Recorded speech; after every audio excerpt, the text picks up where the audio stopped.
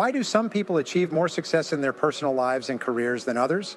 This question has made many great minds throughout human history ponder. 300 years ago, Ariston wrote that the supreme purpose of human life is to live happily. He believed that the important question each of us must answer is, how should we live to be happy? Your ability to ask this question and seek the right answer for yourself, and then follow that answer wherever it leads, greatly influences whether you achieve happiness and to what extent and how soon. Start by defining your own version of success. How do you define success? If you could wave a magic wand and make life perfect in every aspect, what would that life look like? If your business, job, and career were successful, how would they look? What kind of work would you do? Which company? At what position? How much money would you earn? What would your colleagues be like? And most importantly, what would you need to increase or decrease to build the perfect career for yourself? If your family life were warm and comfortable, what would it be like? Where would you live and how would you live? What would your lifestyle be? What would you want to have and do with your family members? If you were not limited and had a magic wand in your hand, how would you change your current family life? Yes, if your health were perfect, how would you describe that state of health? How would you feel? How much would you weigh? How would your physical health and appearance differ from now? Above all, what can you do right now to achieve ideal health and energy levels? If your financial situation were extraordinary, how much money would you have in the bank every month, every year? How much would you earn from investments? If you had enough money to never worry about finances again, how much would that amount be? What can you start doing today to build your ideal economic life? Interestingly, most people start from scratch or have very few assets. Most of the richest people in America and around the world belong to the first generation, meaning they started with nothing. They had very little wealth and reaped everything they were using. The richest people in America, mostly super billionaires from the first generation like Bill Gates, Warren Buffett, Michael Dell, and Mark Zuckerberg, all started with little capital, sometimes not a penny in their pockets. Sometimes they even had debts like Sam Walton, who went from rags to riches, worth over $100 billion when he passed away. Why can these people achieve so much while many others have little achievement? Stanley and Danko asked these people, why do they feel they have the ability to create financial freedom while most people around them, even with the same starting point, are still struggling? All 85% of these new generation millionaires gave answers roughly like, I don't have a higher education than 20 smarter, but I'm willing to work harder than anyone else. Diligence is the key. You have to have self-discipline to work hard. You can only succeed if you overcome the tendency to take shortcuts and choose the easy way out. You can achieve sustainable success only when you have the discipline to consistently make efforts over a long period of time. I started from zero. For many years, I had to do manual labor jobs to earn enough money to make ends meet. When I couldn't find any more manual labor jobs, I switched to sales. Here, I was stuck in a cycle for months. I started asking the question, why are some salespeople better than others? One day, an outstanding salesperson told me that the top 20% of salespeople receive 80% of the commission the company shares. I've never heard of this before.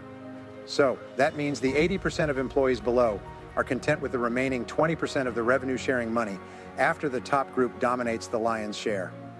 At that moment, I decided that I had to be among the top 20% of the best salespeople. This rule changed my life. The rule is like this. If you do what successful people do, repeatedly, nothing can stop you from achieving success like they do. But if you don't do what successful people do, nothing can help you. I also follow this law. You reap what you sow. What you encounter today is the result of your past sowing. So if you're not happy with what you're reaping now, you have the right to decide to start a new season today. Do more of the things that lead you to success and stop doing things that don't lead you anywhere. The secret of success, oil magnate Effort, once the richest self-made billionaire in the world, was asked by a TV reporter about the secrets of success. He replied, success only requires three things. First, decide exactly what you want in life. Second, determine the price you have to pay to get what you want. Third, and most importantly, be determined to pay that price. Once you have decided what you want, success is not like a restaurant where you pay after the meal. Instead, success is like a self-service restaurant where you have to pay before the meal. Din Lai once said, there is no elevator to success, but the stairs are always there. Mental and physical health need to be continuously cared for to achieve success, like training a healthy, balanced body. So it's like bathing, brushing teeth, taking supplements. These are things you need to do regularly every day. Once you start, you have to continue consistently until you achieve all the success you desire in life and career. Become an expert in your field, constantly sharpening your skills, just like physical training. So if you stop exercising, working out for a while, you can't maintain your health as before. You start to decline, your body and muscles become flabby and weak, you lose energy, motivation, and endurance to maintain physical health. You have to keep striving every day, every week, and every month. You've heard people say that nothing succeeds like success. It means the biggest reward of success isn't the money you earn, but the talented person you become in the process of effort. Achieve A and practice discipline whenever necessary. Chapter 2, Self-Discipline and Character. Pursue a higher standard than what others expect of you. Never make excuses, never complain, never blame others. Be strict with yourself and lenient with everyone else. Developing character is a responsibility in life. The ability to build a reputation, to become a person of good character and esteem, is the greatest achievement in both social and business life. Your character today, the deepest essence of who you are, is the sum total of all your choices and decisions in life up to this point. Every time you make the right choice and act with integrity, you strengthen your character and become a better person. The opposite is also true. Every time you compromise, choose the easy way out, settle for mediocrity instead of what you know is right, you weaken and soften your character. Noble traits encompass a range of virtues and values that a person of good character typically possesses. Among them are honesty, integrity, kindness, tolerance, gentleness, perseverance, and friendliness. However, when assessing the depth and strength of character, above all these values lies the most important virtue, integrity. More than anything else, your level of integrity to live authentically with yourself and others will define your character in some way. Integrity is truly the value that underpins all other values. When your level of integrity is high, you will be more authentic with yourself and tends to live in alignment with all the other values you admire and respect. However, becoming a person of good character requires you to have very high self-discipline, to have a strong will. Only then can you consistently do the right thing in every situation. You must have both discipline and willpower to resist the lure of quick money, choosing the easy way out, or acting for short-term gains in life. It's a litmus test to assess who you truly are in the depths of your soul. Wisdom can be gained through self-study and reflection, but character can only be forged through the give and take of daily life. When you're forced to choose and decide among various possibilities and temptations, learning about the values you admire, you come to know about values by focusing on them. The law of focus. Whatever you pay attention to tends to grow in your life, meaning when you learn about and read stories about people embodying the kind of values you admire and respect, then reflect on those stories and actions. Those values will become deeply ingrained in your mind.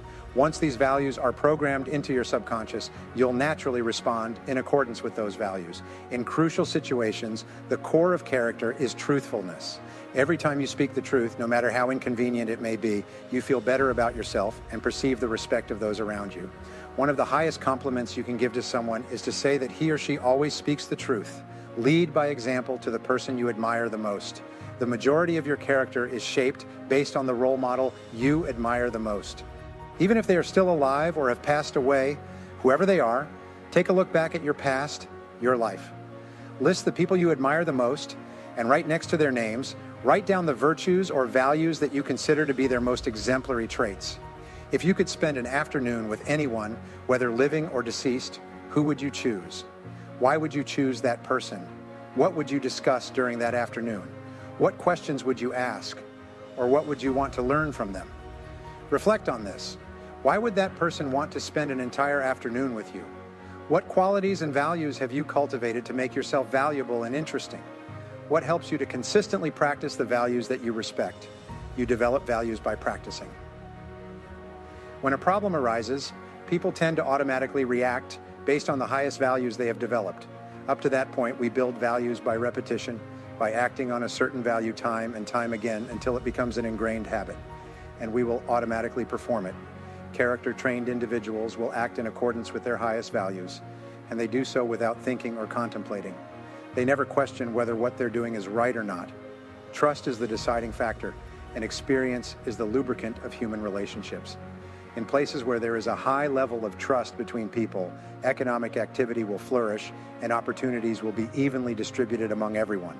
Conversely, in places with low levels of trust, economic resources are wasted on protecting people from theft and corruption, or there are simply no other economic resources available. Self-esteem, the inner mirror, the second part of character, is self-perception and reflection, especially before significant events occur. People tend to outwardly express themselves in the way they perceive themselves internally. This is often referred to as our inner mirror, where we fear that we might act in any way. When you perceive yourself as gentle, positive, honest, and possessing high integrity, you will project a greater source of power or capability. Others will respect you more. You feel more in control of yourself and the situation. Whenever you truly behave in accordance with your highest values, your self-image will improve. You perceive and think of yourself in a better light. You feel happier and more confident. Then your outward behavior and expressions will reflect your ever-increasing awareness of yourself as the best person you can become. People tend to accept your self-esteem. At least initially, if you perceive and think of yourself as an excellent person, possessing high qualities, then you will treat others with humility, kindness, and respect in return. They will also treat you as a person of honor and dignity. Self-esteem, the level of your self-love, the third part of character, is your self-esteem. This is how you perceive yourself, the core of your emotions. Your self-esteem is defined as the level of your self-love, but it's more than that. The more you perceive yourself as important and positive, when you truly see yourself as important and valuable, then you will treat others that way. They are just as important as your self-esteem, often defined by the appropriateness of your self-image. Try to shape your behavior according to your ideal self-image. Visualize the best person you can become. What you focus on will grow stronger. If today you find yourself not living up to your highest values, then at this moment, decide to confront the situation and resolve it. The moment you do that, you will once again feel happy and regain control. Following the law of focus, what you focus on will flourish and grow in your life. When you think about and discuss the virtues and values that you admire and respect the most, you also establish those values deep in your subconscious until those values begin to operate automatically in every situation. Whenever you practice self-discipline and willpower to live in accordance with the values you most want to be known for, you quickly begin to tread the path of becoming a talented person. The backbone of self-discipline and responsibility, the ability and will to cultivate self-discipline to take responsibility for your life, is necessary to achieve happiness, health, success, accomplishment, and leadership ability. Taking responsibility is the most difficult discipline, but without it, there can be no success. Both evading responsibility and passing responsibility for things that make you unhappy to others, to organizations, and to circumstances will completely distort the law of karma, weaken character, reduce determination, and degrade your dignity. It makes you constantly make excuses for very small things. You are taught to believe that you are not responsible for your life. This is very common and natural. When you were young, your parents were the ones responsible. They made all the decisions. They chose the food you ate, the clothes you wore, the toys you played with, the style of your home, the school you attended, and the activities you engaged in during your leisure time. Because you were naive, you did everything they wanted you to do. You had very few choices and little control. However, as you matured, you began to make more and more decisions in all aspects of life. Nevertheless, due to the previous conditioning, you feel conditionally and subconsciously that someone else is still responsible for your life. There's always someone who can or should care for you. When things go wrong, everyone grown-ups believe that if something happens, someone else must be responsible, someone else must be blamed, someone else is the culprit, and they are the victim. As a result, most people increasingly blame everything unhappy in their lives, in the past and even the present. If we think that others are better than us for whatever reason, we unconsciously assume that we must be worse than them. If they are more valuable than us, it means we assume we are less valuable. This sense of inferiority or worthlessness is the root cause of problems in our lives, as well as political and social issues worldwide at national and international levels. To escape from the feelings of guilt and worthlessness instilled in the aftermath of harsh criticism from childhood, we attack the world, attack people and situations whenever we are unhappy or dissatisfied with our lives. Our first reaction is to look around and ask, who should be blamed? This is where most religions teach the concept of sin, affirming that whenever there is a mistake, someone must take responsibility. Someone did something wrong, someone is guilty, someone must be punished. The entire concept of sin and blame leads to stronger emotions than ever: anger, resentment, and the experience of running away. Negative emotions, everyone desires the same thing, which is to live happily and benefit in the simplest way. This happiness blossoms when there are no negative emotions. When there are no negative emotions, what remains are positive emotions afterward. Eliminating negative emotions is your top priority if you want to achieve happiness. There are dozens of negative emotions, but the most common ones are guilt, hatred, resentment, and denial. But ultimately, they all converge into anger, either inwardly or outwardly. Anger turns inward when you suppress it instead of expressing it to others. In a constructive spirit, anger turns outward when you only like or attack others. Resolving negative emotions in the fastest and most reliable way to eliminate negative emotions: immediately take responsibility. Every time something happens and triggers anger or negative reactions in any form, you quickly neutralize that feeling by saying you're responsible for this conversation. The law of substitution states that you can use a positive thought to replace a negative emotion.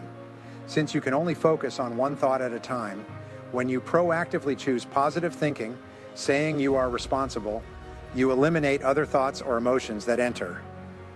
At that moment, we can't both have a sense of responsibility and lead, keeping us from being able to both take responsibility and experience negative emotions. When we can't take responsibility without being calm, clear, positive, and focused, when you still blame others for something you don't like, you're still in a crackpot mindset. You will continue to see yourself as small and always needing help, like a victim. So you will still blame others. Naturally, when you start taking responsibility for everything that happens to you, you transform yourself into a confident and no longer victimized person. Never complain, never explain. The hallmark of a true leader, a truly noble person, is to take full responsibility for the situation. It's hard to imagine a true leader being whiny and complaining instead of taking action when faced with a problem or difficulty. This reaction may be a feature of a superior character. You take responsibility for your life by determining in advance that you will not be sad or angry about something you cannot influence or change. For example, you won't get angry about the weather or get upset about circumstances beyond your control. Furthermore, you especially don't allow yourself to be angry and unhappy in the present because of past unpleasant experiences or situations. You say, what can't be changed must be endured. It's astonishing how many people are unhappy in the present because of an event in the past, even an event that occurred many years ago. Every time they think about that negative experience, they become angry and melancholic. The good news is that you can always stop thinking, discussing, and reliving the past. You let go and start thinking about your unlimited goals and future.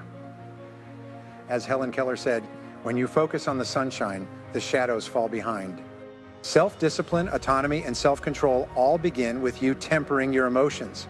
You take responsibility for your emotions by assuming 100% responsibility for yourself and your reactions to everything that happens to you. You stop making excuses, complaining, blaming, or liking others for anything. Instead, you say, I am responsible, and you act.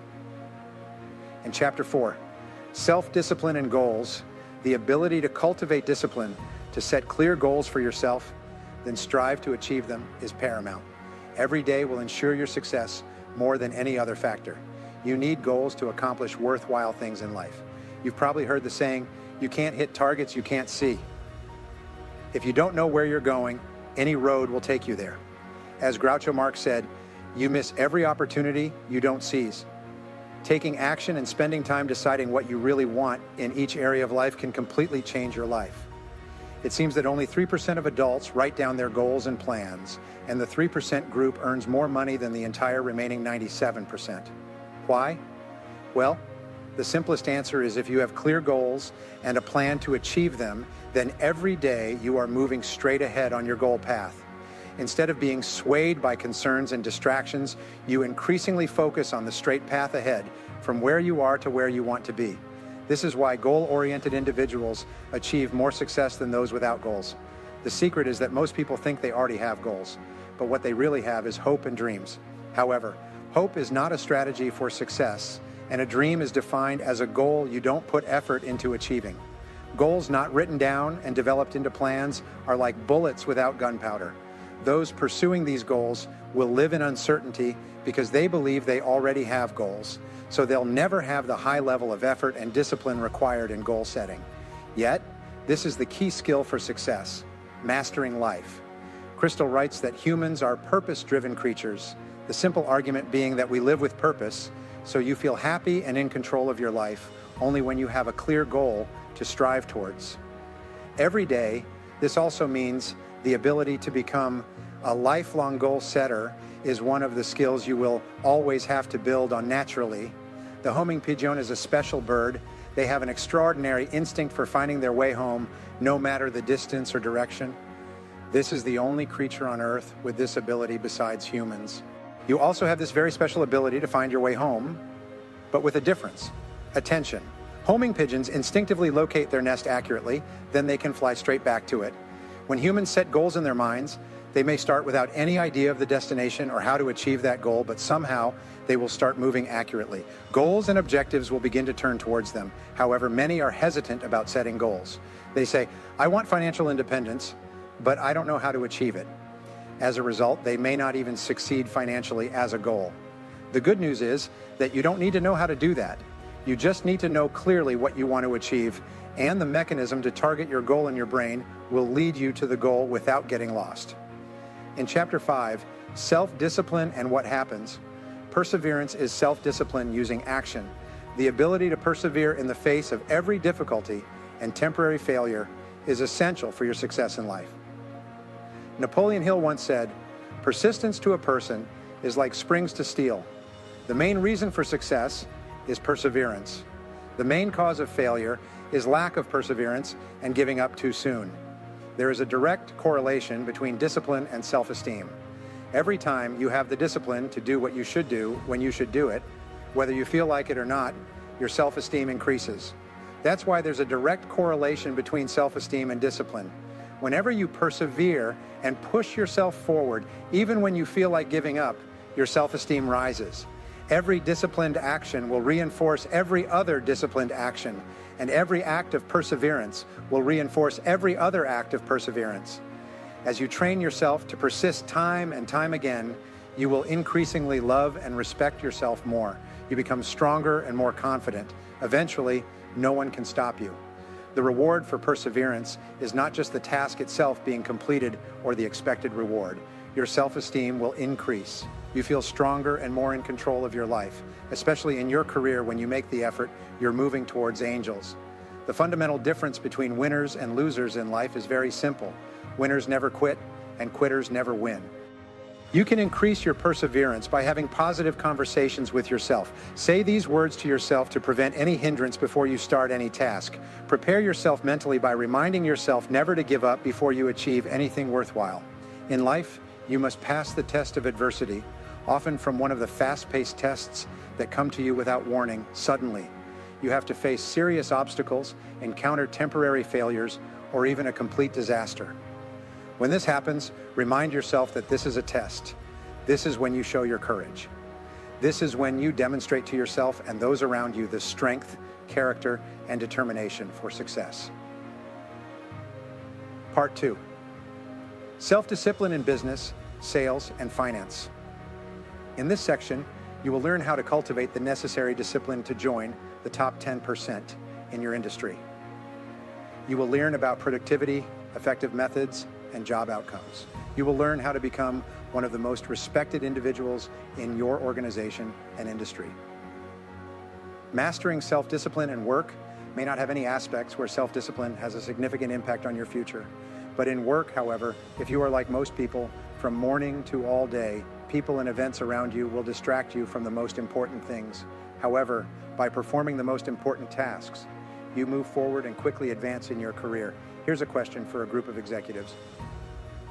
What qualities will a person need to be promoted in your company?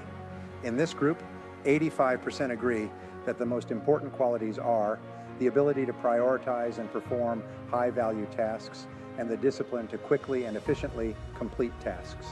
It sounds like these two qualities are more beneficial to your career than other abilities of a person. Diligence, discipline, and focus on work will help you persevere and accomplish more, earn higher salaries, and advance faster in your career than an average person. Separating related and unrelated matters, I mentioned the 80-20 principle in this book, and once again, it applies. Here, the entire 80% of the value you receive will come from the 20% of the tasks you perform. So your job is to identify the top 20% of tasks and then focus all your attention on completing them quickly and beautifully. The triple constraint helps you prioritize when coaching entrepreneurs, executives, and business owners. We guide them when implementing an exercise designed to double their performance, efficiency, and job outcomes within a year, sometimes even within 30 days. Very simply, here is the first method. Make a list of all the tasks you do in a week or a month, from the time you start working on Monday morning until the end of the week. Write down all the big and small tasks, including checking emails and answering phone calls. Then, review this list and ask yourself the following prescription question. If you could only do one thing on this list all day, which task or activity would bring the most value to your company? After you look at the list you made, the correct answer will become apparent to you. Whatever the answer is, circle it, and then ask the second question. Okay, if I could only do two things on this list all day, what would the second task or duty be? Look back at your list one more time and select the second most valuable task for your company. Finally, once again, ask the question. If I could only do three things on this list all day, what would the third task be? We call this the triple constraint rule. This rule states that there are three basic tasks. You do these to contribute 90% or more of the value to your company or organization. Your job is to identify these three key tasks, then apply self-discipline to execute them all day. All the other miscellaneous tasks are merely supportive, enjoyable, or unnecessary. These are the small things you habitually do unconsciously to avoid the big, difficult, and important tasks, the ones that can make a big difference in your work and career. 3 working methods during the week. Work time, the key to doubling productivity and work efficiency, and ultimately, your income. Working during working hours simply means when you work, work. Don't waste time, don't procrastinate, don't chat with colleagues, or sit around leisurely drinking coffee. Don't read newspapers or browse the internet. In the morning when you arrive at the office, dive into work and work throughout the day. The biggest time wasters in the world are those who want to chat with you, distract you when you're late, and take away the time you should be spending on high-value tasks. When a time waster comes to you and says, "Do you have a minute to chat?" respond with, "Yes, but not right now. Why don't we chat at lunchtime or after work? Until then, I have to finish this task. I have to get back to work." When you tell someone that you're in a hurry to get back to work, you have to complete the task assigned by your boss. They'll leave you alone. If you do this regularly, they will get used to leaving you alone, and instead, they will find someone else to waste time with. Keep yourself motivated and focused on work by inspiring yourself. From now on, your mantra will be, back to work, back to work, back to work. Whenever you find yourself late for an important task, start repeating those magical words to yourself, work, work, work. Take on more responsibility when catching up with work progress instead of relaxing. I'll go to the boss and say, everything is under control. I want to take on more responsibility. The formula for success when starting to work for a large company. I'm at the bottom rungs. Everyone has more seniority and a higher rank than me in the company. Although I just turned 30, I still don't know how to enter this race or what to do to rise to the top in the intense competition within the company. Somehow, I found a formula for success. It's very simple. Whenever the boss assigns a task, I do it right away, like a dog chasing after a thrown stick. I will immediately dive into the task, complete it, and quickly return to the boss with the originally completed portion of the task. He will laugh and tell me, I really didn't need this done so urgently, but thank you for completing it. To take on more responsibility, When catching up with work progress, instead of relaxing, I go to meet my boss and say, "Everything is on schedule. I want to take on more tasks. I want to receive more responsibilities." Those words have become my mantra. I want to take on more responsibility. Once again, imagine me, someone already busy with countless projects, asking roughly for more. To fill my plate, I'll think about what else I can assign to you every day, like a French braid. I go to see my boss at the end of the day and say, "I've finished the task. I want to take on more responsibility." Gradually, he starts throwing me sticks. He'll assign me a small task to keep me busy, whatever it is. I'll immediately execute, complete it, and bring the results to him. Then I'll say, "I've finished the task. Okay, I want to take on more responsibility." Within 6 months, he started seeing me as a reliable guy. Whenever there's something that needs to be done quickly, he bypasses everyone else and assigns the task to me. He knows that whatever he tells me to do, I'll quickly get it done. The hefty rewards from then on, I was increasingly given more responsibilities. Within a year, I was managing 3 departments in the company and had 42 employees under my command in 3 cities. Later, I found out that the boss paid me more than anyone he'd ever employed, and he did so based on results and benefits received. That's why whenever someone asks me how to achieve success in their career by truly striving, I give them the same advice. When given a task by a superior, execute it quickly and efficiently. Then, go to the boss and specialize in taking on more responsibilities. And when you get that, execute it quickly and efficiently until you're ready to become someone who always completes tasks quickly. This will help you advance in your career faster than any other reputation you can build. Chapter 9, Self-Discipline in Business. Most people will work in a business field or run their own business to achieve success in business. You must have a high level of discipline in every aspect of business activity, large and small. Without self-discipline and autonomy in business, no success can come to you. No activity requires more self-discipline than starting and operating a company. Success for our economy today, in the first law of economics, is scarcity. Nothing is enough for those who want it, especially never enough customers to sell everything you want to sell, never enough sales revenue to help you achieve all your financial goals, never enough profit to expand on your own terms, and most importantly, never enough talented people to collaborate and support you in achieving your business goals. The law of competition. If the first law of economics is scarcity, then the first law of business is competition. You must focus and have a high level of discipline to perform the necessary tasks to attract the scarce money of customers into purchasing your products or services. To ensure not only the survival but also the efficient operation of the company, you must compete with all other forms of consumer spending for the same amount of money you want to earn through selling your products. The first rule to succeed in business is that you must offer a product or service that people want, need, and are willing to pay the price they accept to get it. The price can compete with all other businesses that want to receive the same amount from customers. You must carefully evaluate your products and services to ensure they are suitable for the current market. This is the time when assumptions or incorrect conclusions can lead to business failure.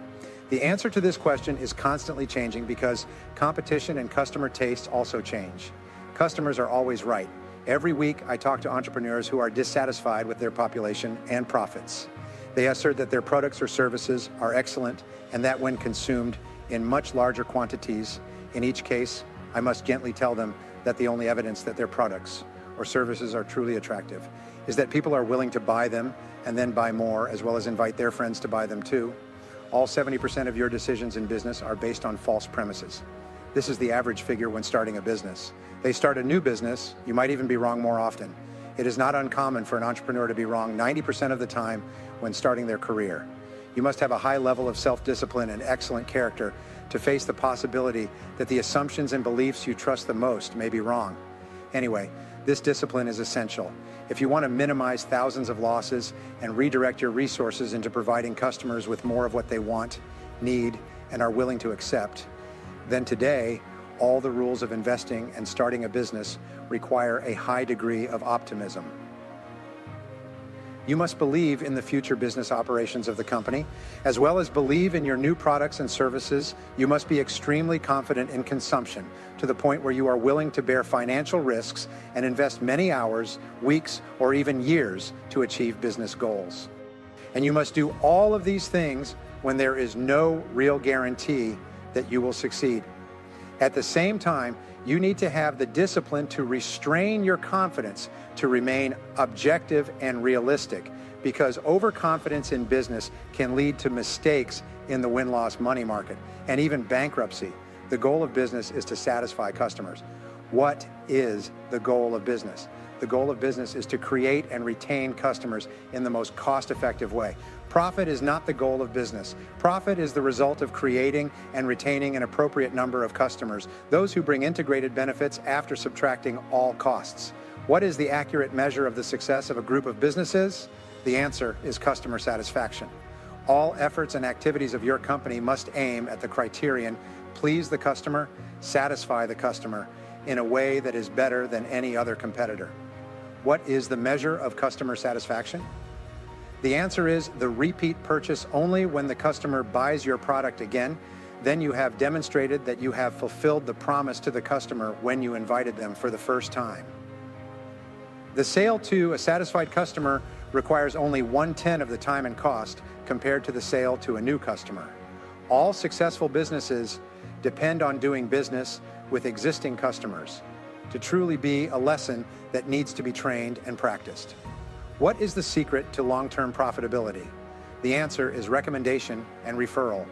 The basic question that helps determine the long-term success or failure of business is, with the experiences you have with us, do you recommend us to other customers or not? You can only survive and thrive when the majority of your customers are extremely satisfied with the product or service you provide, to the point where they will encourage friends and acquaintances to transact with you, because referrals from a satisfied customer make your sales easier by 15 times because of the sales call. Business based on referral is the key to unlocking your future. You need a high level of focus and discipline to develop and maintain customer care policies, make people buy from you, then buy more, and then refer you to their friends.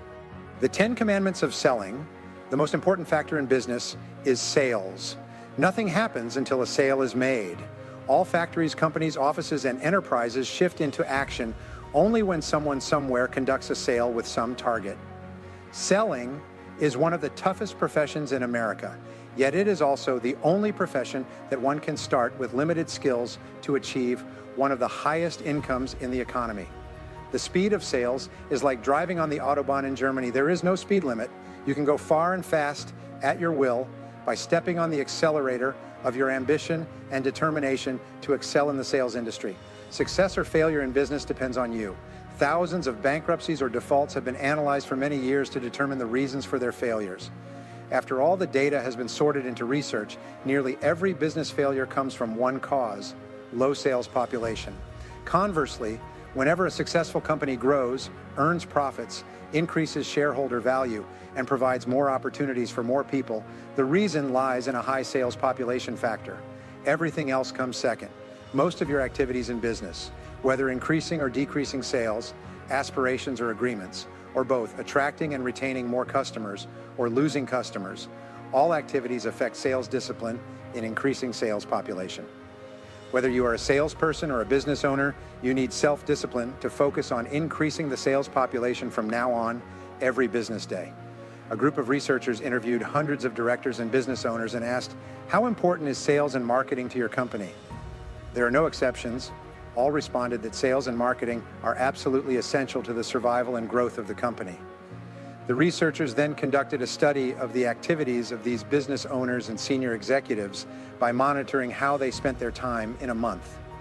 At the end of that time, they completed the calculations and determined that a business owner or director, those who declared that sales are absolutely essential to survival and development, only spent 11% of their time on sales and marketing. The remaining time was spent on meetings, work discussions, paperwork, management tasks, meetings, lunch, and many other activities that did not contribute to increasing the sales population. If you're a sales manager or a business owner, you must cultivate self-discipline to focus the majority of your time and attention on driving your sales team. Once the required population is achieved, you should allocate 75% of your time to working with sales personnel and accompanying them to meet clients to introduce products and make sales. Handle your paperwork either before or after work hours. During working hours, from the moment you can meet clients, Dedicate yourself entirely to increasing the sales population. Chapter 12 on self-discipline and money spending will help you find happiness. As you become an adult and earn or receive money, this automatic reaction continues. Your first thought is how you can use this money to be happy. The starting point for achieving financial stability is having the self-discipline to adjust your attitude towards money. You need to tap into your subconscious and touch the ground every second, linking spending money with happiness. Then reconnect the thread of joy to the thread of saving and investing. From that moment, instead of saying, I feel happy when spending money, you will say, I feel happy when saving money, to reinforce a change in mindset.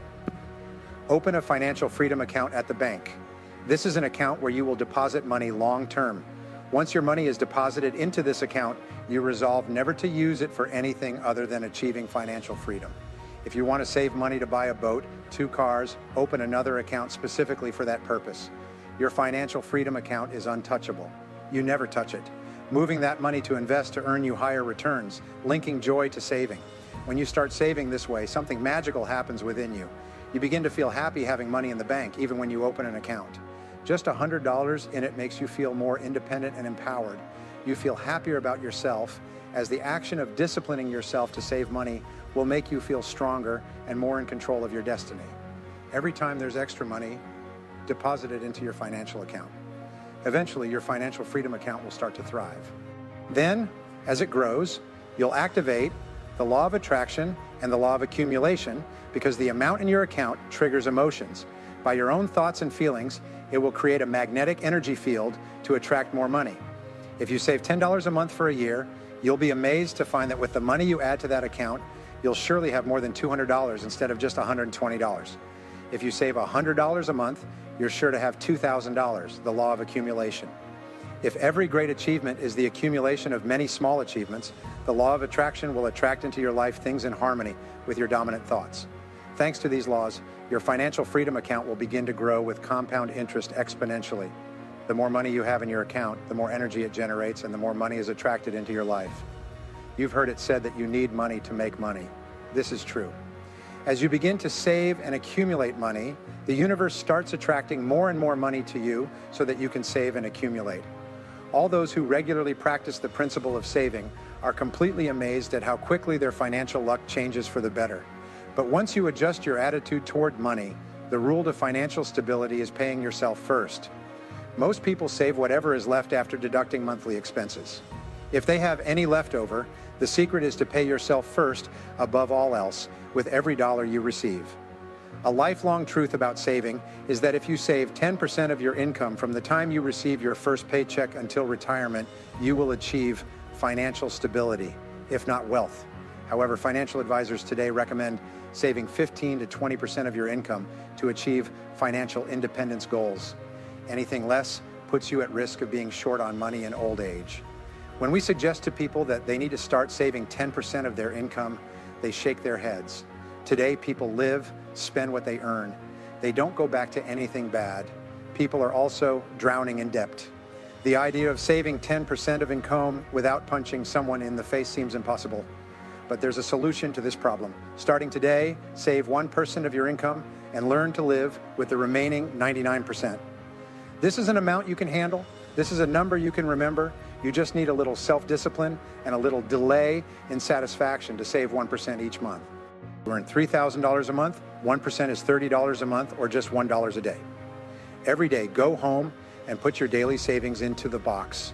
Once a month, take that accumulated savings to the bank and deposit it into your financial freedom account. This may seem like a small start, but remember that a journey of 1,000 miles begins with a single step. Before you know it, you will comfortably live on 99% of your income. Then increase your savings rate to 2% of your monthly income. Then you will adjust your lifestyle to fit 98%. Not long after, this will become a habit. You will find that living on 98% of your income is natural and easy. From month to month, increase your savings rate by 1%. By the end of the year, you will surely save 10% of your income. Then, another memorable thing will begin to happen. Your expenses will gradually decrease as you become aware of saving money and move towards financial independence. You will become wiser and more thoughtful about every expense. You will find yourself spending less and eventually paying off debts. Yes, from month to month, the old 13 rules of self-discipline and time management probably have no aspect of life where self-discipline is as important as in managing your time. Time management is a core part of determining the quality of your life. As Peter Docter said, you can't manage time, you can only manage yourself. Time management is managing life, managed from self-management, not time or circumstances. Time is something that will self-deplete. We cannot reclaim it. Time is irreplaceable. Nothing can substitute for it. Time is irreversible. Once it has passed or been wasted, you will never get it back. Ultimately, time is the most essential element in achieving any accomplishment. For every achievement, every outcome, every success, time is required. You cannot save time. The truth is, you cannot save time. You can only change how you use it. You can only allocate the use of time from low-value areas to higher-valued areas. This is the secret to success, and it also requires self-discipline and time management. Time management is the ability to select a sequence of events by applying disciplined thinking to the issue of time. You can choose what to do first, what to do next, and what needs to be done. And you are always free to choose. You need a high degree of self-discipline to overcome procrastination and hesitation. Without it, most people on the road to success flounder. A Native American once told me, procrastination is a thief of dreams. The rule of the Pareto principle, the 80-20 rule, states that 20% of what you do produces 80% of what you achieve. This means that 80% of what you do only produces 20% of the value or less of what you achieve. The core of time management is that you must have self-discipline to reach clear goals and then stick to those goals. You must consciously choose and focus on the most important and valuable task to be done at any given time. Then train yourself to focus on that task with discipline. Maintaining focus. The law of efficiency dictates that you will never have enough time to do everything, but there will always be enough time to do the most important things. Below are questions you ask yourself to keep yourself focused and prioritize the most important tasks, activities, and responsibilities. Firstly, why am I being paid? What specific tasks am I here to perform? What results am I expected to produce? You must answer these questions clearly. Discuss with others or ask your boss. Or do I need to achieve significant results in which area of all the tasks I do? What is the most important result that I am expected to achieve in my position? And which of my activities brings the highest value in all the things I do? Which work contributes the most value to the company and to myself? What work can only I do, and once done well, will make a difference? Currently, how to use time most valuable to me? Starting today, you should apply the key principles in time management to all areas of life. Apply to work, family, health, diet, exercise, decision-making, and financial activities.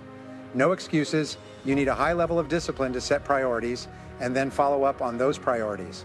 You must continually practice discipline and willpower to overcome the habit of procrastination that most people face. However, the more self-discipline you have to use your time effectively, the happier you will feel, and the better your quality of life will improve in every aspect. Part 3. Self-discipline and the beauty of life. The ultimate goal in life is to live happily. No one else can do this for you. Publishing this personal desire is the motivation behind every action. Furthermore, happiness is richer in emotions and spirit than having material possessions. In this section, you will understand how applying discipline to the most important aspects of life can bring you more joy and satisfaction than any other quality. Self-discipline and happiness. The ability to achieve happiness for yourself is the true measure of success in your life. Nothing is more important than that. Nothing can replace it. If you have all material possessions but cannot be happy, then you have truly failed to realize your full potential in life. You are truly happy only when you have self-discipline, autonomy, and self-control. Only when you feel in control of yourself can you truly be content for the reason to be happy. The gap between the current situation and the conditions or circumstances that you feel you need to be happy will determine whether you are happy or not. This is a matter of your own assessment and decision-making. There is a saying, success is getting what you want, happiness is wanting what you have. When your income and lifestyle match your goals and expectations, and you are satisfied with your situation, then you will feel happy. On the other hand, if for some reason your current circumstances differ from what you truly desire and expect, then you will not be satisfied and also not happy. This satisfaction can change constantly when new. Starting a $50,000 a year income business may be a great achievement, but once you have achieved that goal, you start to feel unhappy. Yeah, you're not making $100,000 or more. Some people are not satisfied even when making millions of dollars a year. The interesting thing about happiness is that it is not a goal you can aim for. Achieving happiness is a byproduct that appears when you wholeheartedly pursue something that you truly enjoy, with the company of those you love and respect. Ingredients for happiness, health, and energy. Perhaps this is the most important factor in a beautiful life. Throughout our lives, we strive for it. Only when you truly enjoy abundant health and a continuous flow of energy can you truly feel happy. In many cases, health is an overlooked need, meaning you don't think much about your health until you lack it. For example, you don't think about teeth until you have a toothache. You don't think about your body until you're somewhere on it or in good relationships. According to Austin, 85% of your happiness or unhappiness comes from your relationships with others. Humans are social animals. We are designed to operate in society, work, and live with others. At a certain stage in life, in order to truly be happy, you must be fully engaged in your life, doing things that make you active and fulfilled. If you're working to make a living, you have to do work that you love, do it well, and be paid well for it. Financial stability. Some of the greatest fears we experience are fear of loss, failure, and poverty. We fear scarcity, not having money, and depending on others. One of the responsibilities you have to yourself is to strive for financial independence and freedom throughout your life. The happiest people are those who no longer worry about money. This is not something you can sit back and wait for. It requires purposeful action and high self-discipline. In comprehensive development, it is the feeling that you are becoming everything you are capable of becoming. This feeling arises when you feel increasingly aware of your true potential, self-discipline, and health. People today are living longer and better than ever before in human history. Oh, your goal is to become one of them. There is no area where practicing self-discipline is more important than with your health. Your number one goal is to live as long and as healthy as possible. This requires lifelong mental discipline in habits related to health. Being healthy is one of the components of overall happiness. 7 key health habits. The Alameda study conducted on thousands of individuals over more than 20 years has concluded that the following 7 health-promoting habits contribute significantly to longevity. 1. Eating regularly instead of skipping meals or overeating. Opt for smaller, more frequent meals, ideally 5 or 6 times a day. 2. Having a consistent bedtime and avoiding excessive late-night eating or drinking, which can lead to fatigue. Eating moderately before bedtime will help you feel healthier and more refreshed. 3. Avoiding snacking between meals. 4. Regular physical exercise, ideally around 30 minutes a day or 200 minutes a week. This can be achieved through walking, jogging, swimming, and/or using exercise equipment. 5. Before the age of 35, the leading cause of premature death is traffic accidents. 6. Avoiding smoking. 7. Consuming alcohol in moderation. In each of these aspects, when you practice self-discipline and have the willpower to resist the temptation of taking the easy path, you will feel happier about yourself, your confidence, and your aspirations. Then, by persevering through any difficulties and obstacles, you will feel stronger and your self-esteem and confidence will increase. And as you progress step by step towards your ideals, you will truly feel happiness.